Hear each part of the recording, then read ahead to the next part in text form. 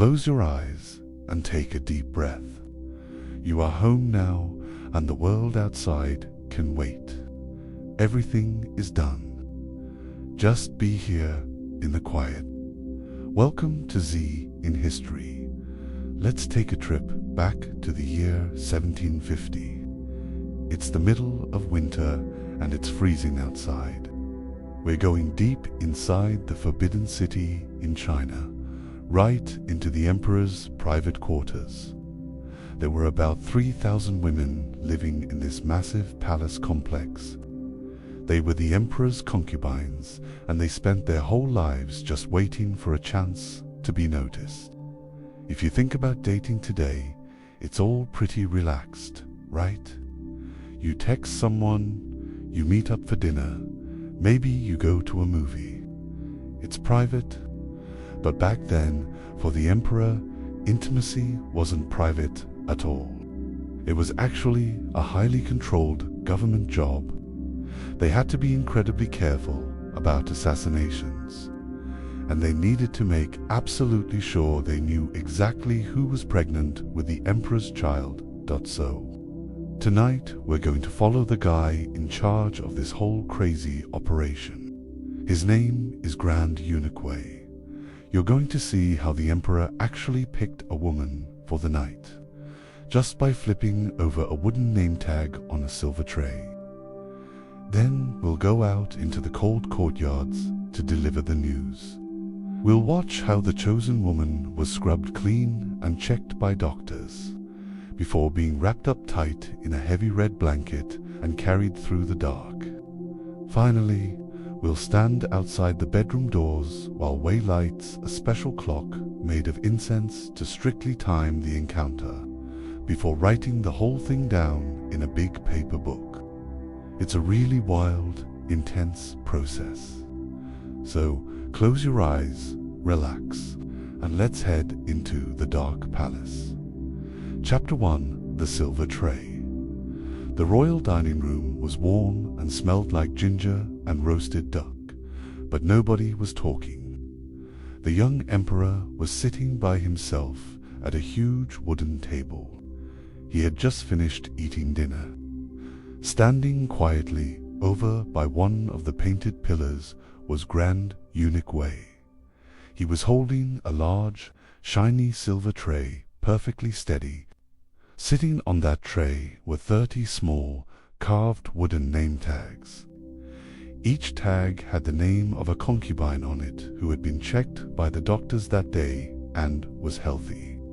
Today, if you're looking for a date, you probably swipe through pictures on your phone. But the emperor didn't look at pictures or talk to the women. He just looked at the wooden tags on the tray.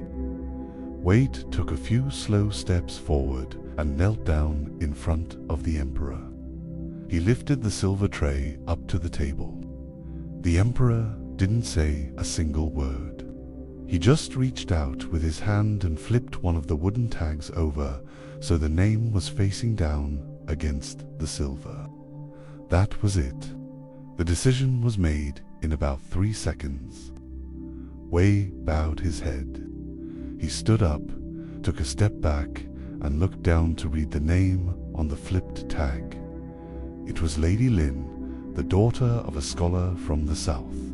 Wei turned around and walked quietly out of the dining room. The choice was made, and now the real work had to start. Wei knew that tonight had to go perfectly. There was no room for mistakes when you were dealing with the emperor's personal life. Every step was planned out, like a recipe or a building plan. Wei walked down the long, empty hallway, leaving the smell of the warm food behind him. He stepped out into the freezing night air, pulling his heavy coat tight around his neck. He had to go tell Lady Lin the news, and he knew that changing someone's life was just another normal. Tuesday night for him. Chapter 2: The Notification. Eunuch Wei walked quickly through the winding paths of the palace. It was freezing out, and the winter wind was blowing hard over the roofs. He was heading to the area where the concubines lived. It was a huge, sprawling set of courtyards, like a separate little town. When Wei got to Lady Lin's courtyard, the windows of the rooms around her were mostly dark. But Wei knew that hundreds of women were awake inside, listening to his boots crunching on the stone path. Today, when someone wants to see you, your phone just buzzes in your pocket. It's a secret. But back then, the Grand Eunuch showing up at your door was a huge public deal. Everyone knew exactly what it meant. It meant you were the lucky one tonight, and it made everyone else instantly jealous. Wei stopped in front of Lady Lin's wooden door and gave it 3 sharp knocks.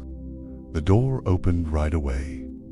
Lady Lin was sitting by a small charcoal heater to stay warm. She tried to keep her face totally blank, but her servants were hovering around nervously. Wei didn't smile or say congratulations. He wasn't there to be her friend. He just spoke in a flat, normal voice, telling her that the Emperor had flipped her wooden tag. That was it. No romance, no warm feelings, just a strict notification. Wei told her she had to stop eating and drinking right that second. Having a full stomach was seen as disrespectful, and honestly, the transport process could make a person feel pretty sick if they had just eaten. Wei watched as Lady Lin stood up immediately, leaving a bowl of warm rice on her table. She bowed to him. Through the thin paper walls of the rooms next door, Wei could hear the other women moving around in the dark.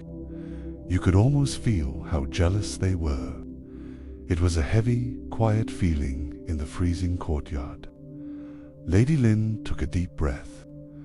She knew the next few hours were going to be intense, and she was ready to follow the rules. Chapter 3: The Imperial Baths. After delivering the news, Wei escorted Lady Lin out of her room. They walked through the dark palace. To walk the bathing house, Wei carried a paper lantern to light the icy path. When they got there, the building was incredibly hot. It was filled with thick, warm steam and smelled strongly of jasmine and sandalwood. If you're getting ready for a date today, you might take a nice, relaxing shower, listen to some music, and just take your time. In the Qing Dynasty, this was not a relaxing spa day. It was a strict, clinical washing process controlled by the palace staff. Wei stopped at a wooden screen. Lady Lin walked past the screen into the bath area, where a team of older, very serious female servants was waiting for her. Wei stayed on his side of the screen, facing the wall. He just listened to the splashing water. The servants worked super fast. They took off Lady Lin's heavy winter clothes and helped her into a huge wooden tub full of hot, soapy water. They used special soaps made from animal fat and crushed flowers. They scrubbed her skin hard with rough cloths. They made absolutely sure that no dirt, sweat, or even her own perfume was left on her body. They washed her long black hair over and over, rinsing it with warm oils until it was perfectly clean and shiny. They didn't care about making her comfortable. They were treating her body like a prized object that had to be perfectly polished before the Emperor could even look at it. Wei just stood there, listening to the scrubbing and calculating the time in his head. The Emperor's schedule was the most important thing in the world. They couldn't waste a single minute letting her soak or relax. The washing had to be fast, thorough, and totally perfect. Chapter 4: The Medical Inspection. Once the heavy scrubbing was done, the servants pulled Lady Lin out of the hot water and dried her off roughly with big cotton towels. Eunuch Wei stayed perfectly still behind the wooden screen. Now it was time for the next step. An older female doctor who had worked in the palace for years walked into the bath area holding a small wooden box of tools. Today, medical privacy is a huge deal. Your body is your own business. But in the Forbidden City, a concubine's body belonged to the empire. There was no privacy at all. The doctor did a really thorough, up-close inspection of Lady Lin's naked body under the bright oil lamps. The first goal was to check for any sickness. If she had a fever or a rash, she could get the emperor sick, and that would be a huge disaster for the whole country. But the second goal was even crazier. It was all about security. The doctor looked through Lady Lin's hair, checked inside her mouth, and even looked under her fingernails. She was searching for hidden poisons, tiny razor blades, or sharp hairpins. Anything an assassin might use to hurt the emperor when he let his guard down. The history of the palace was full of stories about royal murders in the bedroom, and the government created this super awkward, strict process to make sure it never happened again. The doctor pressed her fingers against Lady Lin's neck to check her pulse. She wanted to make sure the girl wasn't panicking or hiding a dark secret. After a few long minutes, the older doctor stepped back. She called out to Wei, saying that the girl was perfectly healthy and totally clear of any threats. Wei nodded silently in the shadows. The health and security checks were done. Now they could start the strangest part of the whole night. Chapter 5: The Naked Silk. Even though the medical check was over, the security rules were so strict that there was one more crazy step before Lady Lin could leave. Wei peeked around the wooden screen, keeping his eyes looking down at the floor out of respect. A group of younger, strong eunuchs walked into the steamy room carrying a massive, super heavy quilt made of bright red silk. Historically, to make absolutely sure no weapons got into the emperor's room, the women were not allowed to wear any of their own clothes. No robes, no underwear, not even shoes. Today, we put on thick winter coats, scarves, and boots before stepping out into the freezing cold. But in 1750, Lady Lin had to stand completely bare in the middle of the room. The eunuch stepped right up to her and opened the huge red silk quilt. They wrapped it super tightly around her naked body. They rolled the heavy fabric around her shoulders, her stomach, and her legs. They bound her arms tight against her sides so she couldn't move them at all. Then they tucked the bottom of the quilt up over her feet.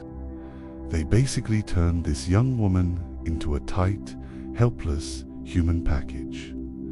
The thick silk made it impossible for her to pose any physical threat to the emperor. It trapped her in a cocoon. The whole process was pretty humiliating and restrictive, but it was just the law of the palace. Nobody questioned it. Lady Lin didn't fight back or complain. She just let them wrap her up, her face looking pale in the lantern light. Wei checked the wrapping himself. He made sure the fabric was tight enough to keep her arms stuck, but loose enough so she could still breathe okay during the trip outside. The living package was secure. The hardest, coldest part of the night was about to start. Chapter 6: The Journey on Shoulders. Now that Lady Lin was bundled up tight inside the heavy red silk, Eunuch Wei gave a nod to the 4 strongest guys in the room. They stepped right up, bent their knees, and slid their arms under the thick quilt. Moving together perfectly, they lifted the heavy package up onto their shoulders. Lady Lin was lying completely flat, staring up at the ceiling, totally relying on the men carrying her. Wei opened the heavy wooden doors, and they all walked out of the hot, steamy bathhouse and right back into the freezing, bitter cold of the Beijing winter. Today, if you go out at night, you probably hop into a warm car with the heater blasting. You don't even feel the weather.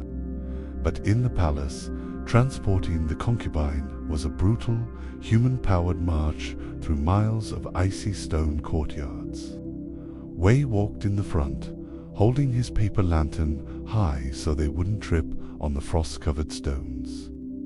The men carrying the heavy bundle marched quietly behind him.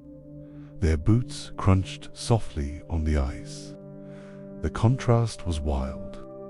You had this freezing, biting wind hitting the men in the face, while Lady Lin was trapped inside a super warm, thick silk cocoon on their shoulders. Wei walked fast. He knew the emperor was waiting, and you do not make the emperor wait.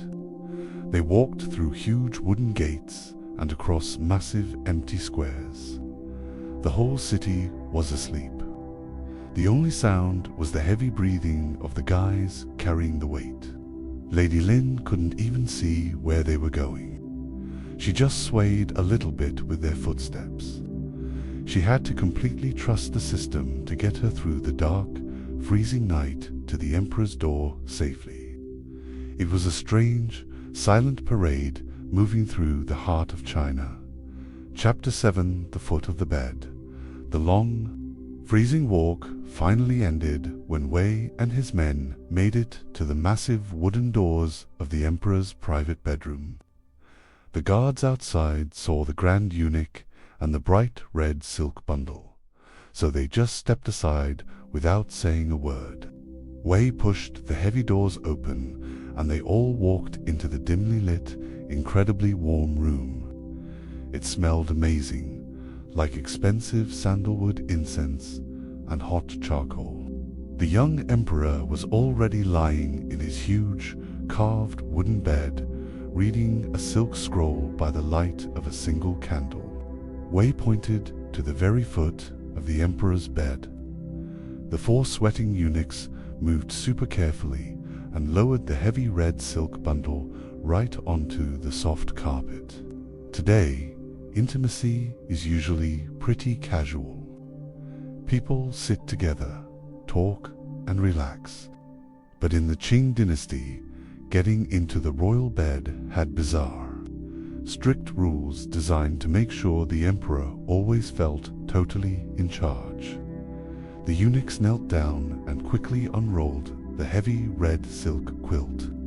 They left Lady Lin resting bare on the carpet at the bottom of the bed. Then, Wei and the other guys backed out of the room right away and pulled the heavy doors shut. Inside the room, historical law told Lady Lin exactly what to do next. She wasn't allowed to just pull back the covers and hop into bed like a normal person. Instead, she had to crawl under the heavy blankets, starting from the very bottom, at the emperor's feet, and slowly make her way up to his chest. She was absolutely forbidden from ever turning her back to him. She had to move in this totally submissive, vulnerable way. The whole crazy rule was just a constant reminder to the women that they weren't equal partners. They were just temporary, highly managed guests in the emperor's world. Chapter 8. The incense clock. Eunuch Wei stood right outside the heavy wooden doors. He pulled his thick fur-lined collar up because the winter wind was whipping through the open courtyard. He couldn't leave his post. The weirdest, most important part of his job was just starting. Wei reached into his deep coat pocket and pulled out a special spiral of dark incense and a small piece of flint to make a spark. Today, if we need to set a timer, we just tap our phones or look at a glowing watch. In 1750, keeping track of time in the dark meant burning a special piece of compressed dust. Wei struck the flint and caught a tiny spark on the edge of the incense spiral. It started glowing a dull, angry red in the freezing dark, letting off a little bit of white smoke. This was an incense clock. It was designed to burn out after a very specific, carefully measured amount of time. The reason behind this was totally based on old imperial medical beliefs. The royal doctors really thought that the emperor's energy was a limited resource. They believed his health was directly tied to the health of the entire country. If he spent too much time messing around in the bedroom, they thought he would drain his vital energy, get sick, and ruin the future of the dynasty. To stop this from happening, the government actually made a strict law about exactly how long a woman was allowed to stay in the royal bed. Wei stood there in the freezing shadows, just watching that tiny red ember slowly burn its way around the spiral. He wasn't thinking about the romance happening on the other side of the doors. He was just watching the ash fall to the ground, treating the whole thing like a strict countdown. His only loyalty was to the rules of the palace. And the rules said the emperor's time had to be perfectly managed. Chapter 9. The Warning Call. The freezing wind kept howling while Wei stood perfectly still, his eyes locked on that glowing red ember. Finally, the ember reached the very end of the incense spiral. It burned out completely, and Wei's side of the courtyard went totally dark again. The strict time limit was up. Wei didn't wait even 1 second. He took a deep breath of the freezing air, stepped right up to the heavy wooden doors, and cleared his throat. In a loud, flat, totally normal voice, Wei shouted, "The time has come." Inside the warm bedroom, hearing that shout must have been totally jarring. Today, interrupting a private moment like that is considered insanely rude. It's a huge violation of privacy. But in the Forbidden City, interrupting the emperor was literally Wei's job. It was a sacred duty. Wei stood in the cold and waited for exactly 1 minute. He didn't hear anything from inside. The emperor, like a lot of guys before him, was just trying to ignore the rules and do what he wanted. But Wei didn't care. He was like a brick wall of bureaucracy. He stepped closer to the wood and shouted again, even louder this time, "The time has come." The shouting was going to keep happening, getting louder and more annoying, until the emperor finally listened. The system was designed to be impossible to ignore. The government didn't care about romance or if the emperor got mad. They only cared about protecting his health for the morning meetings. Finally, after the third loud shout echoed across the freezing courtyard, Wei heard a muffled voice through the thick wood. The emperor grumbled, telling him to come in. The time limit had been enforced. The system worked, and the machine of the palace moved to the last step of the night. Chapter 10. The Journey. Wei pushed the heavy doors open and waved for the 4 strong eunuchs hiding in the shadows to follow him inside. The mood in the room changed instantly. It was brutal. The emperor was already rolling over, pulling his heavy silk blankets up over his shoulders so he could go to sleep. Lady Lin, following those strict rules again, was crawling backward down the bed, making sure she didn't turn her back on him. She slid out from under the covers at the foot of the bed. She looked exhausted and was shivering because the cold air was rushing in from the open doors. There was no time for quiet talking, no cuddling, no sweet goodbyes. The hangout was officially over. The eunuchs stepped right up, holding that massive red silk quilt wide open. Lady Lin stood up quietly and let them wrap the thick fabric tight around her bare body all over again. They rolled the silk over her shoulders and pinned her arms to her sides, turning her back into a helpless, tightly bound package. They lifted the heavy bundle smoothly onto their shoulders and turned away from the bed. Wei bowed low to the sleeping emperor, then followed his guys out, pulling the heavy oak doors totally shut behind them. The walk back through the pitch-black courtyards was quiet and rough. The eunuchs were tired, dragging their feet over the icy stones, carrying the bundled-up woman back to her isolated room. The sudden, cold separation was a harsh reminder of how the system worked. Lady Lin wasn't a wife sharing a life. She was a highly managed biological guest who had done her job and was now being put away. They got to her dark courtyard, unrolled her from the red silk, and left her alone in the cold room. The physical transport part was finally done, leaving Wei with just one last paperwork task before the sun came up. Chapter 11. The Record of the Seed, leaving Lady Lin's courtyard behind. Eunuch Wei walked all by himself through the freezing, empty hallways until he reached his private office. It was dark and incredibly cold inside. Wei lit a single oil lamp on his desk, and the little yellow flame pushed back the shadows. He pulled out a key, unlocked a heavy iron drawer, and took out a massive book covered in yellow silk. This was the ledger of the imperial seed. It was the most important record book in the whole country. Wei sat down heavily in his wooden chair. His knees and back were aching from standing out in the freezing night for hours. He took a fresh stick of black ink and ground it against a wet stone, picking up a fine paintbrush. Today, if you need to prove who a baby's father is, you go to a sterile lab and get a DNA test. In the year 1750, proving a child belonged to the emperor relied completely on Wei's handwriting. If Lady Lin got pregnant in the next few weeks, this book was the only thing that would prove her child was royal and not a fake.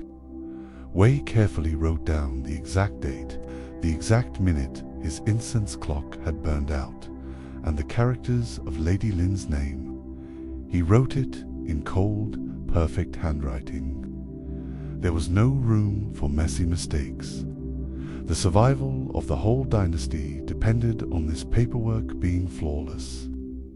Wei blew softly on the wet ink, watching it dry into the paper.